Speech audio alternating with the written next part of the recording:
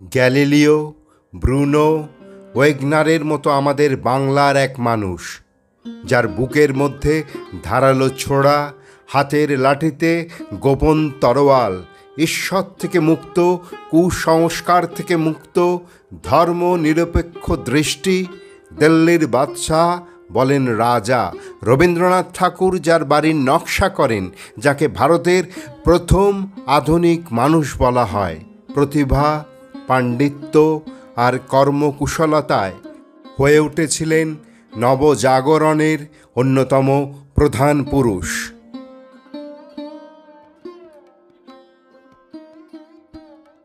ভ্রমণামিতের আর একটা নতুন ভিডিওতে আপনাদের স্বাগত। আজ 1 সেপ্টেম্বর 2024 রবিবার। এখন বাজে সকাল 11:30। আমি এই মুহূর্তে পৌঁছে গেছি রাজা রামমোহনের বাড়িতে। তার এই বাড়ি আপনাদের ঘুরে দেখাবো এবং জানাবো রাজা রামমোহন সম্পর্কিত সমস্ত তথ্য। চ্যানেলটি সাবস্ক্রাইব করে ভ্রমণামিতের সাথে থাকুন, পাশে থাকুন। প্রথমেই জানাই রাজা রামমোহন রায়ের কলকাতার এই বাড়িতে আসবেন কিভাবে। শিয়ালদহ বা শ্যামবাজারের দিক থেকে বাসে করে আসা যায় এখানে। নামতে হবে সুকিয়া স্ট্রিট। হাওড়া থেকে 71 নম্বর বাস সুকিয়া স্ট্রিট হয়ে যায়। সুকিয়া স্ট্রিট থেকে 5 মিনিটের হাঁটা পথ রামমোহন সরণি। 85 রাজা রামমোহন সরণি, কলকাতা 7,06,000। এই বাড়িতেই রাজা রামমোহন রায় দীর্ঘদিন বসবাস করেছেন।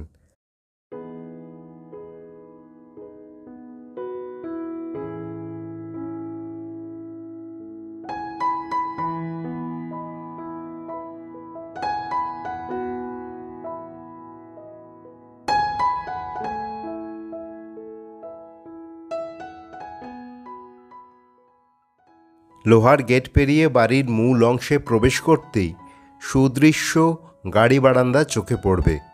কলকাতার পথ চলতে চলতে ফুটপাতের ওপর এরকম গাড়ি বারান্দা এখনও দেখা যায়। পুরনো কলকাতার রাস্তার ধারে প্রায় অধিকাংশ বাড়িতেই ছিল গাড়ি বারান্দা, যা গাড়ি রাখার জন্য ব্যবহার করা হতো। এখন অধিকাংশ গাড়ি বারান্দা ভবঘুরেদের দখলে চলে গেছে। আপনাদের জানিয়ে রাখি, আমরা কিন্তু একসময় এই বাড়ির ঠিক পেছনেই থাকতাম, চালতা বাগানে। তখন এই বাড়ি অবশ্য আমার দেখা হয়ে ওঠেনি। আজ আপনাদের সাথে আমিও দেখব।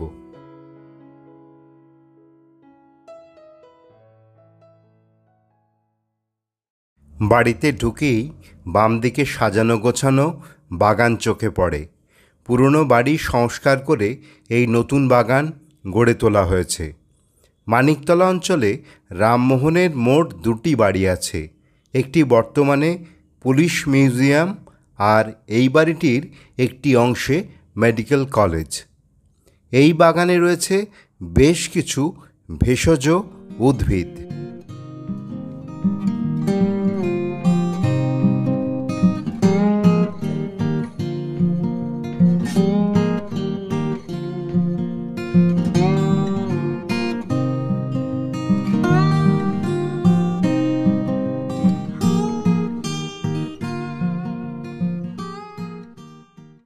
এখন আমরা চলে এসেছি বাড়ির পিছনে পুরনো বাগানে। এই অঞ্চলটি দেখলে অতীতের রাজা রামমোহনের বাড়ির স্বাদ অনুভব করা যায়। রামমোহন এই বাড়িতে 1814 থেকে 1830 সাল পর্যন্ত বসবাস করেন। এই বাগানে রয়েছে একটি ঐতিহাসিক দোলনা, যে দোলনায় স্বয়ং রামমোহন বসে দোল খেতে খেতে সামনের পুকুরের দৃশ্য দেখতেন।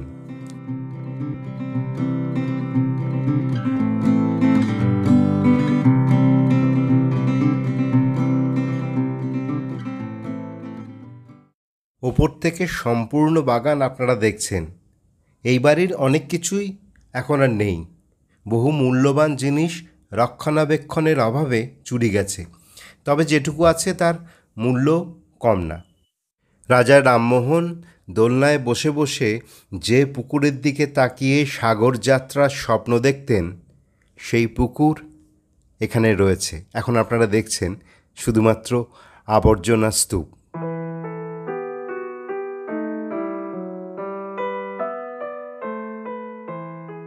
চলুন এবার আমরা ভেতরে যাই। সাদা মার্বেল পাথরের 5টি সিঁড়ি বেয়ে প্রবেশ করতে হয় রাজা রামমোহন রায়ের পারিবারিক বাড়িতে। আর ঢুকেই আপনাদের চোখে পড়বে সৌম্যকান্ত রাজা রামমোহন রায়ের একটি ব্রোঞ্জের আবক্ষ মূর্তি। আর সামনেই এখন দেখতে পাচ্ছেন এটা হচ্ছে অফিস ঘর। রাজা রামমোহন রায় মেমোরিয়াল মিউজিয়ামটি সোমবার বাদে বাকি প্রত্যেকদিন মঙ্গল থেকে রবি খোলা রয়েছে। 11টা থেকে 4টের মধ্যে, 4:30 অবধি খোলা থাকে, কিন্তু 4টের মধ্যে ভিজিটার ঢুকতে, কারণ তাদের তো দেখতে টাইম লাগবে। আর এইটা গুগলে মেছুয়া বাজার দেখায়, যেটা ভুল। যদি কেউ শ্যামবাজারের দিক থেকে আসে তাহলে আমার স্ট্রিট, সুপ্রিয়া স্ট্রিট ক্রসিংয়ে নামবে। আর যদি এপিসি রোড দিয়ে আসে তাহলে সুপ্রিয়া স্ট্রিটে নেবে, বাঁদিকের রাস্তাটা দিয়ে ঢুকলেই যখন আমার স্ট্রিটে পড়বে তখনই দেখতে পাবে বাড়িটি রয়েছে। আর ওই কর্নওয়ালি স্ট্রিট দিয়ে আসলে শ্রীমানি মার্কেট স্টপেজে নামতে হবে। দেবে একটা ঘোষ থেকে ঢুকে আর একটা ঘোষে আসলেই দেখতে পাওয়া যাবে রামমোহনের বাড়িটি।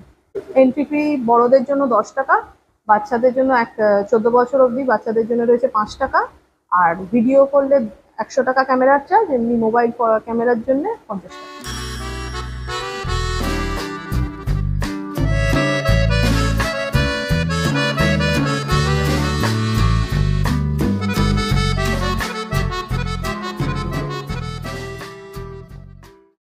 ভিডিও করার জন্য 100 টাকা এবং এন্ট্রি ফি বাবদ 10 টাকা দিয়ে এখন আমি উপরে উঠছি। চলুন প্রথমেই আপনাদের নিয়ে যাব রাজা রামমোহন মিউজিয়ামে। আর ওপরে ওঠার সময় রাজা রামমোহনের একটি তৈলচিত্র আপনারা দেখতে পেলেন। মিউজিয়ামে প্রবেশ করার আগে গেটে ইংরাজি ও বাংলায় লেখা দর্শনার্থীদের জন্য বিশেষ স্বাগত বাণী।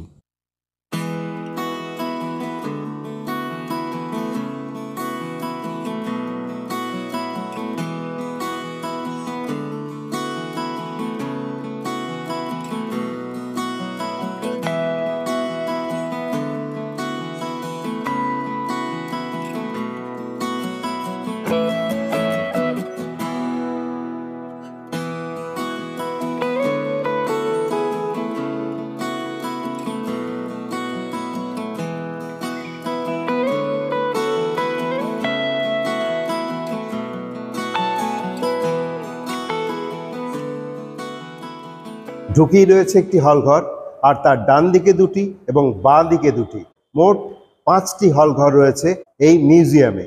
আমি একে একে প্রত্যেকটা হলঘরে আপনাদের নিয়ে যাব এবং সেখানে কি দর্শনীয় আছে তা আপনাদের সামনে তুলে ধরব।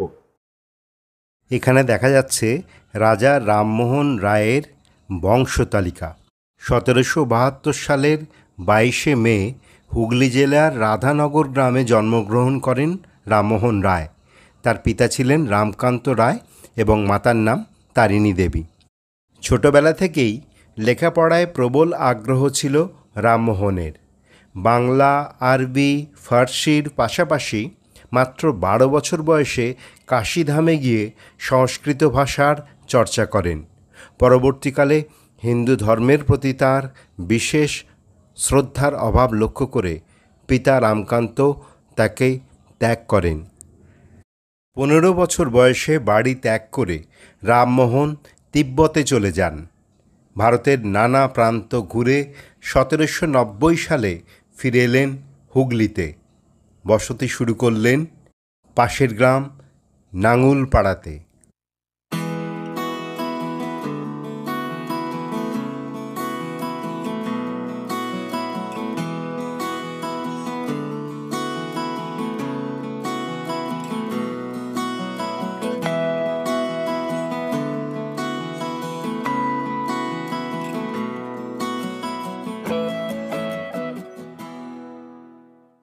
এবার আমরা প্রবেশ করেছি রামমোহনের বসার ঘরে। এই ঘরে রামমোহনের ব্যবহার করা আসবাবপত্র রয়েছে। খুব সুন্দর করে সাজানো এই ঘরটিতে রয়েছে একটি ঝাড়বাতি, একটি টেবিল, বসার চেয়ার, সঙ্গীতের বাদ্যযন্ত্র, একটি সেই সময়ের টেবিল ল্যাম্প এবং আয়না। আর দেখা যাচ্ছে তৎকালীন সময়ে বাতাসের জন্য এই বিশেষ ব্যবস্থা। ধর্ম অনুসন্ধানের কারণে রামমোহন বিভিন্ন শাস্ত্র অধ্যয়ন করেন। তিনি প্রত্যেক ধর্মের গোঁড়ামি, শাস্ত্রীয় আচার পালন ও কুসংস্কার বাদ দিয়ে ব্রাহ্মসভার প্রতিষ্ঠা করেন। তত্ত্ববোধিনী পত্রিকার মাধ্যমে নতুন ধর্মবিশ্বাসের প্রচার শুরু করেন। সেই সময় কেশবচন্দ্র সেন এবং দেবেন্দ্রনাথ ঠাকুর ব্রাহ্ম সমাজের পৃষ্ঠপোষক হিসাবে রামমোহনের পাশে দাঁড়ান।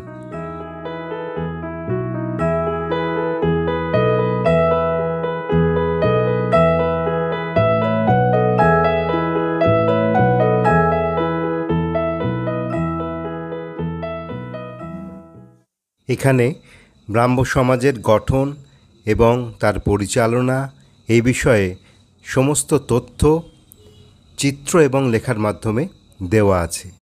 রামমোহন রায়ের দাদার মৃত্যুর পর তার স্ত্রীকে সতী করা হয়েছিল। সেই ঘটনায় ভীষণ রকম ব্যথা পেয়েছিলেন রামমোহন।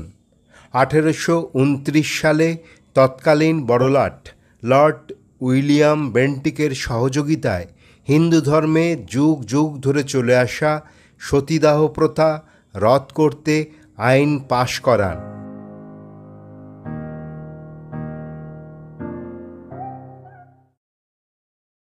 19শে নভেম্বর 1830 সালে দিল্লির বাদশাহ দ্বিতীয় আকবর রামমোহনকে রাজা উপাধিতে ভূষিত করেন।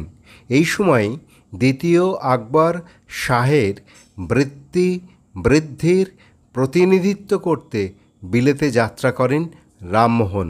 সেই যাত্রার স্মৃতি এখানে ফুটিয়ে তোলা হয়েছে।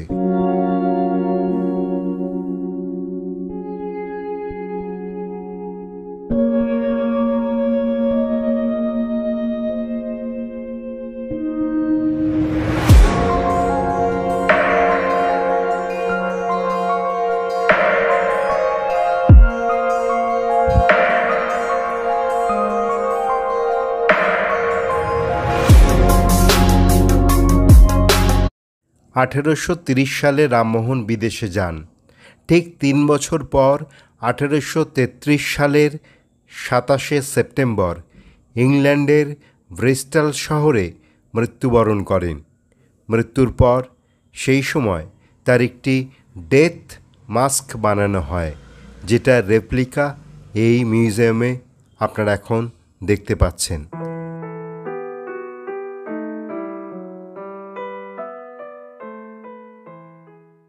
আজকের ভিডিওটা এখানেই শেষ করলাম। আবার খুব তাড়াতাড়ি দেখা হবে নতুন একটা ভিডিও নিয়ে, ঠিক পরের পর্বে। যদি ভিডিওটা ভালো লাগে তাহলে অবশ্যই লাইক, শেয়ার এবং কমেন্ট করতে ভুলবেন না। আর প্রথমবার যারা ভ্রমণামিতের চ্যানেলে এলেন এবং ভিডিও দেখলেন, তাদের উদ্দেশ্যে বলছি প্লিজ প্লিজ প্লিজ খুব বেশি বেশি সাবস্ক্রাইব করুন এবং ভ্রমণামিতের সাথে থাকুন, পাশে থাকুন। সকলে খুব ভালো থাকবেন। আজকের মতো টাটা।